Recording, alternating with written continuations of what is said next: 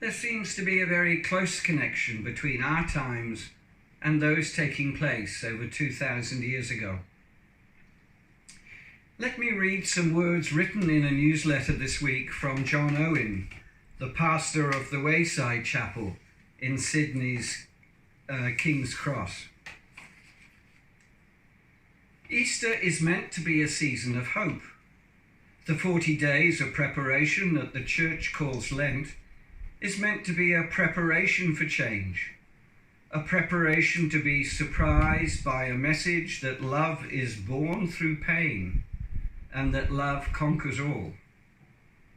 Lent is going to take a lot longer in this COVID world, as there is much about our world that needs to heal. I can't help but feel, although we are feeling a world of pain right now, that we're also facing a huge opportunity. Another world is on the way, and we would do well in this enforced stillness to listen. Families are spending more time together. Couples are being forced to communicate. Parks are being used for play. Long walks are being taken and cars are being left in driveways. As a result, rivers are cleaning up and nature is thriving. I've heard, he says, that in some parts of India, the Himalayas can be seen for the first time in decades. Vegetation is growing, the air is cleaner, and the earth is at rest for the first time in many years. Mother Earth is reclaiming herself. For the first time, we as humans have the opportunity to step back and reevaluate what is truly important in our lives. I'm sure we can all recognize the truth and wisdom in John's words wherever we live. There seems to be an underlying theme about the choices we're making and opportunities to reset our lives to a new normal that is quietly developing around us.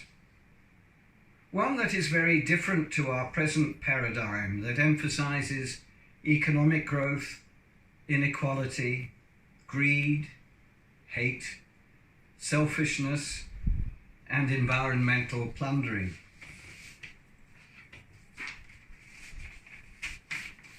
Kathryn and I have just finished reading one of Henri Nouwen's books called The Inner Voice of Love.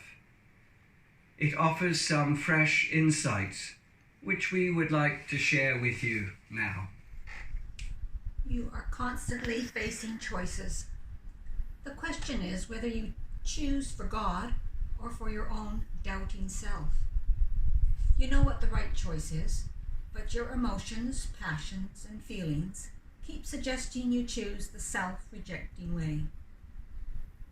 The root choice is to trust at all times that God is with you, and you will give you what you most need. I'm still suffering the same anguish I did 6 months ago. It isn't going to work. I will probably fall back into the old depressive patterns of acting and reacting. I haven't changed really, and on and on. It is hard not to listen to these voices. Still, you know that these are not God's voice. God says to you, I love you. I am with you. I want to see you come closer to me and experience the joy and peace of my presence. I want to give you a new heart and a new spirit. I want you to speak with my mouth, see with my eyes, hear with my ears, touch with my hands. All that is mine is yours. Just trust me and let me be your God. Israel, the Lord who created you says, do not be afraid, I will save you. I have called you by name, you are mine. When you pass through deep waters, I will be with you. Your troubles will not overwhelm me. When you pass through fire, you will not be burnt. The hard trials that come will not hurt you.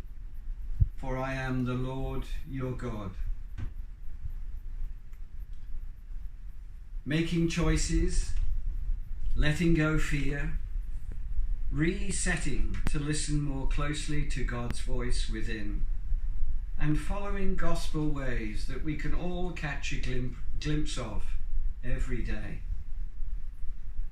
I'd like to close by reading the words of that beautiful song in our Croi worship book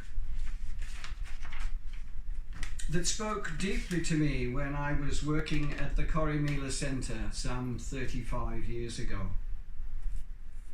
I'd love to sing them with you, but don't have a strong enough voice. So I would invite you to either sing them in your own bubble at home or say them with me as you look out over the ocean from our home towards the Croi. Be not afraid. You shall cross the barren deserts, but you shall not die of thirst. You shall wander far in safety, though you do not know the way. You shall speak your words to foreign men, and they shall understand. You shall see the face of God and live. Be not afraid. I go before you always. Come, follow me, and I will give you rest. If you pass through raging waters, in the sea you shall not drown. If you walk amid the burning flames, you shall not be harmed. If you stand before the power of hell and death is at your side, know that I am with you through it all. Be not afraid, I go before you always. Come, follow me, and I will give you rest. And blessed are your poor, for the kingdom shall be theirs. Blessed are you that weep and mourn, for one day you shall laugh. And if wicked men insult and hate you, all because of me, blessed, blessed are you. Be not afraid. I go before you always. Come, follow me, and I will give you rest. Happy Easter.